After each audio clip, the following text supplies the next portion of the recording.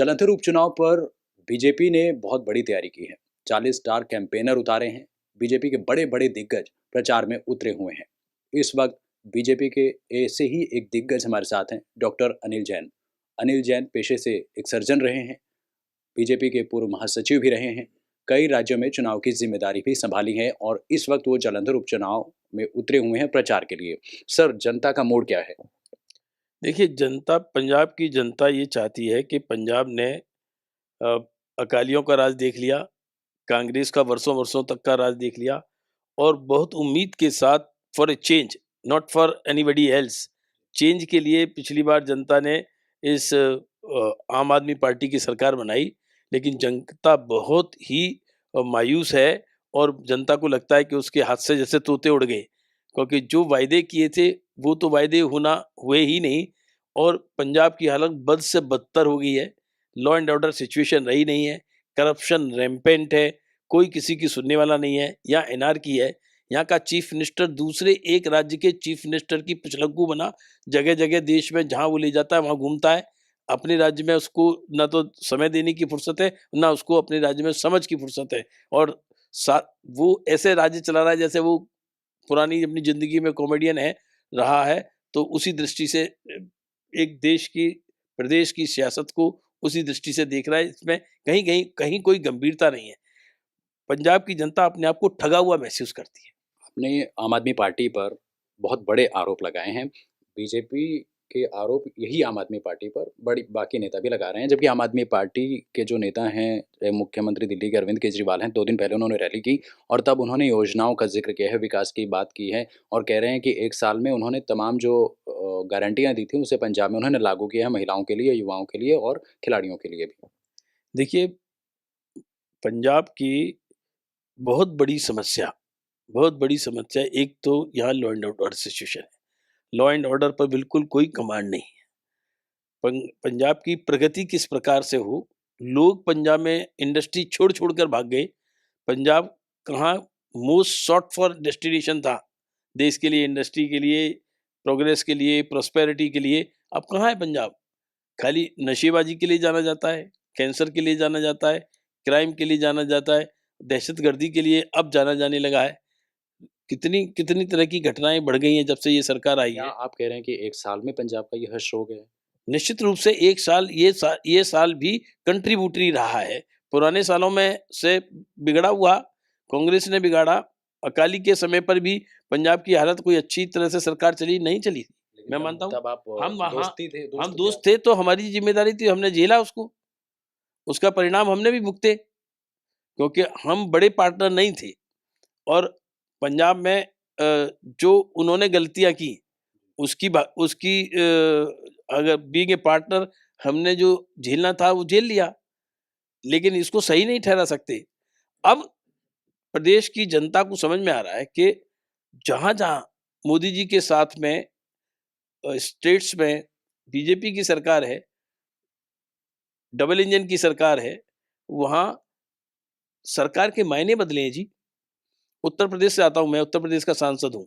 उत्तर प्रदेश किस स्थिति में था, सारा देश जानता है, सारी दुनिया जानती है उत्तर प्रदेश को और 5-6 कंट्रीज ही उससे बड़े हैं पूरी दुनिया में, इतना बड़ा उत्तर प्रदेश है। उसकी स्थिति उत्तर प्रदेश के सवाल मैं आगे आपसे पूछूँगा। आपने अकाली दल का जो ज़िक्र किया है, वो मोहब्बत अब टूट चुकी है और उस मोहब्बत में आपके जो नेता हैं, बड़े-बड़े नेता हैं, वो अकाली दल पर ज़्यादा तीखा हमला नहीं बोल रहे हैं।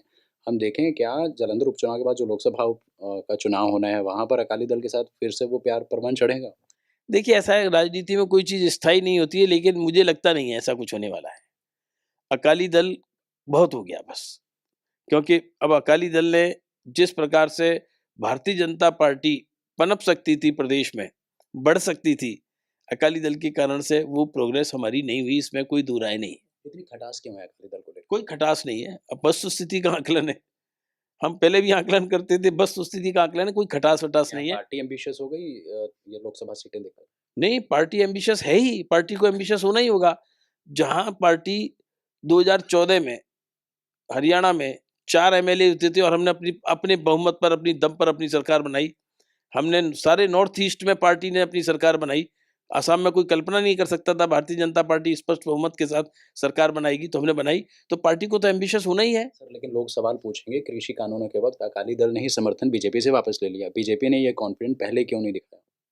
नहीं, देखिए, राजनीतिक परिस्थितियाँ हर समय एक जैसी नहीं होती है और राजनीतिक परिस्थितियाँ, देश काल की परिस्थितियाँ सब समय-समय पर चेंज होती हैं। उस परिस्थिति में ऐसा नहीं संभव था, आज है, हम कर रहे हैं। जालंधर उपचुनाव पर मैं दोबारा आता हूँ। अकाली दल पर ज़्यादा बड़ा हमला नहीं है। अरविंद केजरीवाल की पार्टी, जो आम आदमी पार्टी है, उस पर ही ये हमला क्यों हो रहा है आपकी आपकी पार्टी की तरफ से? देखिए, जो सामने फ्रेम में है, जो सरकार चला रहा है, प्रदेश की बागडोर जिसके पास है, निश्चित रूप से उसी की कमियाँ दिखाई जाएँगी, उसी की कमियाँ बताई जाएँगी और वही ज़िम्मेदार है। लेकिन जिस सीट पर ये उपचुनाव हो रहा है, वो कांग्रेस का गढ़ रही है। कांग्रेस के ही जो सांसद थे, उनके निधन के बाद यहाँ पर उपचुनाव हो रहा है। देखिए, कांग्रेस तो सारे देश से लुप्तप्राय हो रही है। कांग्रेस बहुत रेलेवेंट नहीं है। हालाँकि इस जालंधर लोकसभा सीट पर इस चुनाव में रेलेवेंट है कांग्रेस, लेकिन ओवरऑल कांग्रेस बहुत रेलेवेंट नहीं है आज की राजनीति में। कांग्रेस अगर रेलेवेंट होती तो कांग्रेस की सरकार का ये असर नहीं होता। फिर तो ये बीजेपी की सिलेक्टिव पॉलिटिक्स हो गई सर। निश्चित रूप से सिलेक्टिव पॉलिटिक्स ही होती है जी। पॉलिटिक्स कभी भी जनरल नहीं होती। कोई जनरल पॉलिटिक्स नहीं होती। कांग्रेस ने अगर अच्छा किया होता तो कांग्रेस जाती क्यों? कांग्रेस का इतना बुरा हाल क्यों होता? कांग्रेस अपने चीफ मिनिस्टर्स को 6 महीने बाद फिर 3 महीने बाद बदलती और जो जिस तरह का नाटक चला कांग्रेस ने, तो ये कांग्रेस की अ, अपरिपक्वता कहिए या नासमझी कहिए या राजनीतिक भूल कहिए, ये सब कह सकते हैं। तो कांग्रेस अपने आप को अपने दर्द से ही नहीं उभर पा रही, तो कांग्रेस पर क्या हमले करेंगे? कांग्रेस तो हमले में हमारे सामने टिकती ही नहीं है। सारे देश में हमारे लिए तो कांग्रेस ही सामने खड़ी है, लेकिन है ही नहीं कांग्रेस। कांग्रेस खत्म हो रही है। यहाँ पर जिस व्यक्ति ने जो लोक-लुभाने नारे दिए और इतना बड़ा मैंडेट लिया, तो हम तो उससे टक्कर मार रहे हैं जी। और आज जालंधर सीट पर निश्चित रूप से कांग्रेस इर्रेलेवेंट नहीं है। यहाँ हमारी टक्कर कांग्रेस से ही है।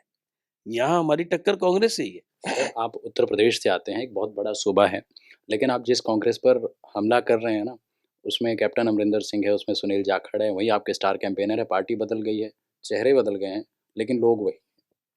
देखिए, हमारी आइडियोलॉजी में आए हैं, हमारी पद्धति से चलेंगे, हमारे फ़ोल्ड में आए हैं, तो हमारे साथ हिसाब से चलेंगे। लेकिन ये तो हो गया कि जो आपकी नदी में नहाएगा वो आप जैसा। हाँ, बिल्कुल यही होता है।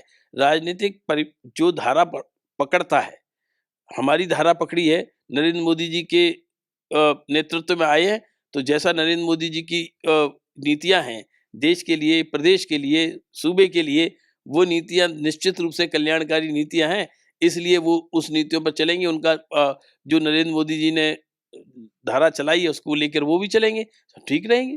दशकों तक आप यहाँ पर अकाली दल के साथ रहे हैं। बीजेपी यहाँ अकाली दल के बिना नहीं चल पाई पंजाब में। आपको क्यों लगता है कि जनता आपकी बात अब भरोसा करेगी? आपकी बात समझ रही है क्या वो? निश्चित रूप से, क्योंकि जनता ने देखा है। जनता ने कांग्रेस का राज भी देख लिया, जनता ने अकाली दल का राज भी देख लिया और जनता ने, मैं आपको फिर कह रहा हूँ कि आम आदमी पार्टी के लिए वोट नहीं किया था, चेंज के लिए वोट किया था पिछली बार, और चेंज के लिए वोट देकर जनता ने देख लिया कि हम ठग गए।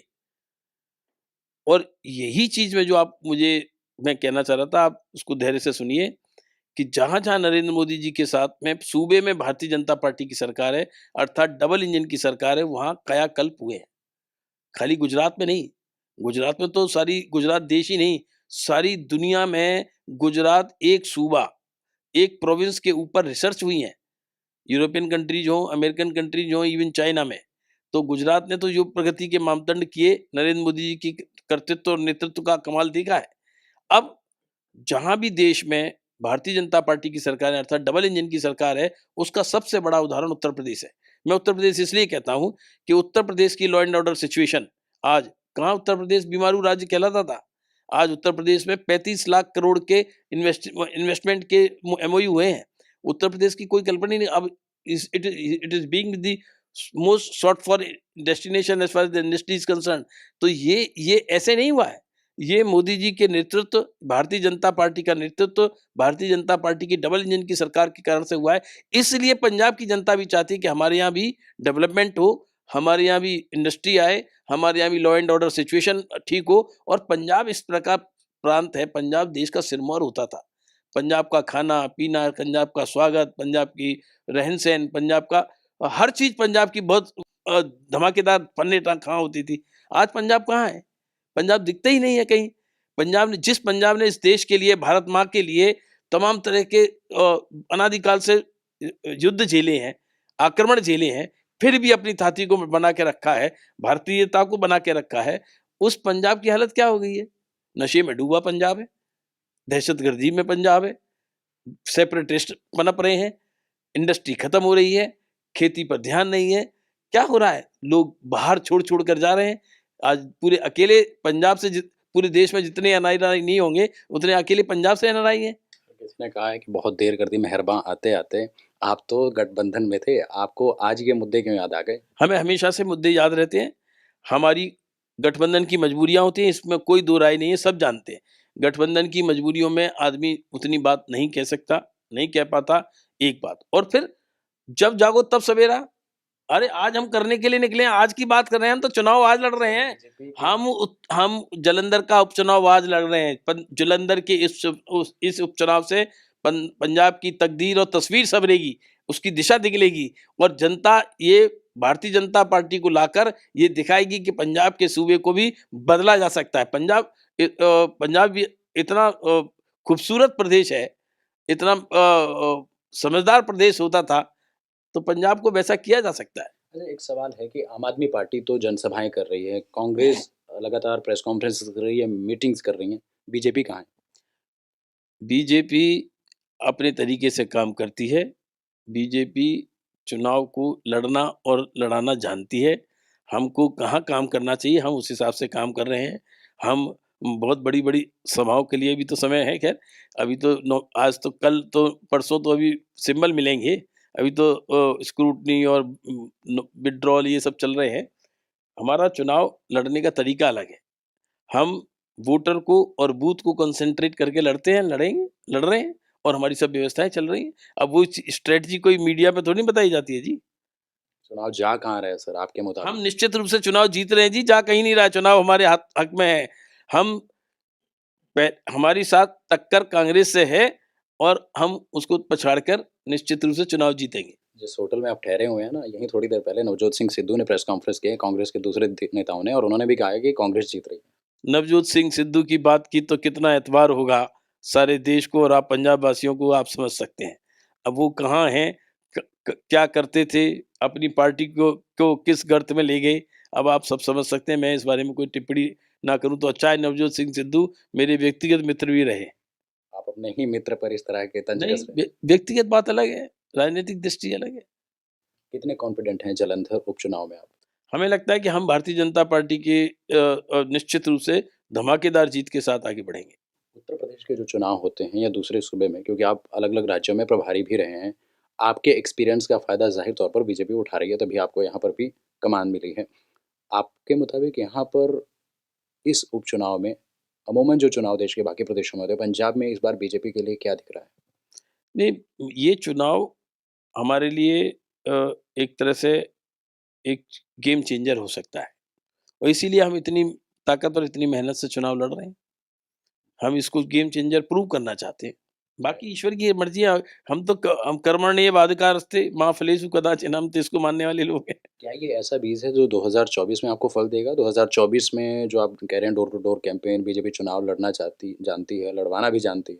2024 के लिए बड़ी कसरत देख रहे हैं हम इसे। नहीं, 2024 के लिए तो कसरत पूरे देश में हमारी चली रही है। हम हर प्रदेश में, हर सूबे में भारतीय जनता पार्टी पहले से बहुत अच्छा प्रदर्शन करने वाली है, आप ये देखिएगा। और माननीय नरेंद्र मोदी जी के नेतृत्व में भारतीय जनता पार्टी जो पिछली बार 305 सीट लेकर आई है, उससे आगे जाएगी, निश्चित रूप से जाएगी।